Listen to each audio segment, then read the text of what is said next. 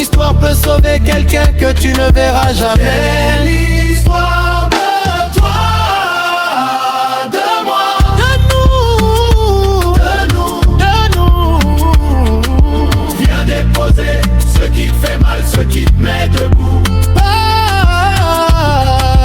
Défoule-toi, ici tu peux tout lâcher. C'est l'histoire de et on va l'écouter.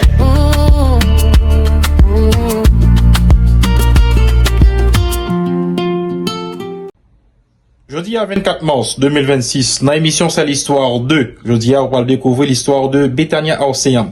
Malheureusement, il n'est pas partagé vidéo avec nous, c'est plutôt un texte.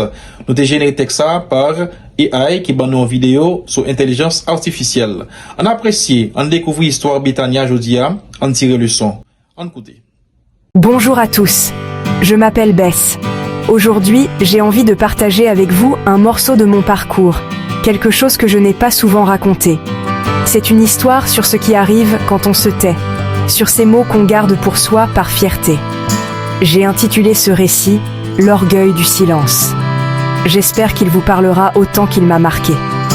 On dit souvent que le silence est d'or, mais parfois, le silence est un poison.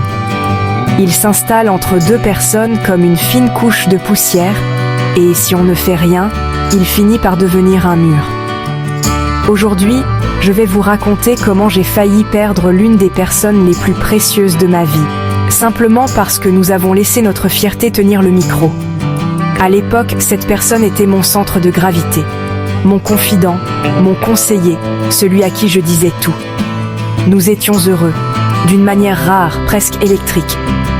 Mais voilà, la vie est faite de tempéraments. Lui, il avait ce caractère fort, une personnalité particulière, presque insaisissable. Et moi, je n'étais pas la personne la plus facile à vivre non plus. Nous étions deux blocs d'argile qui essayaient de s'emboîter, mais qui parfois se heurtaient. Deux tempéraments de feu, à vrai dire. Et puis, un jour, c'est arrivé. Pour une broutille, une discussion banale, un désaccord mineur. Le genre de petite étincelle qui s'éteint normalement d'un simple souffle. Un seul mot aurait suffi. Un pardon, un j'ai mal compris, ou même un rire. Mais ce mot n'est jamais venu. Le silence s'est installé.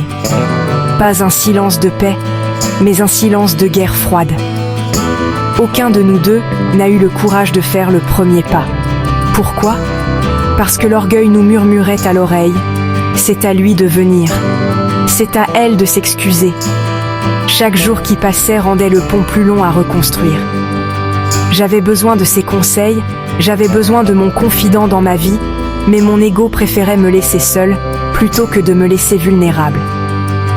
On finit par comprendre que protéger son fort caractère, c'est en réalité s'enfermer dans une prison. Mais l'histoire ne s'arrête pas là. Parce que les liens profonds ont la peau dure.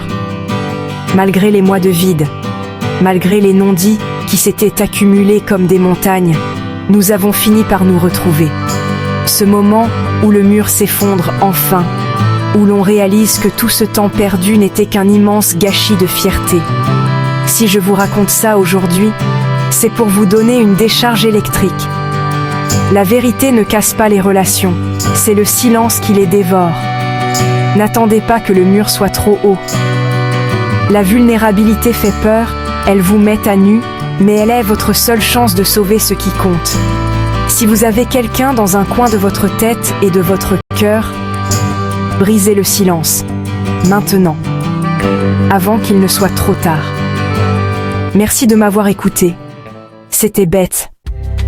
Ton histoire peut sauver quelqu'un que tu ne verras jamais. L'histoire de toi, de moi, de nous.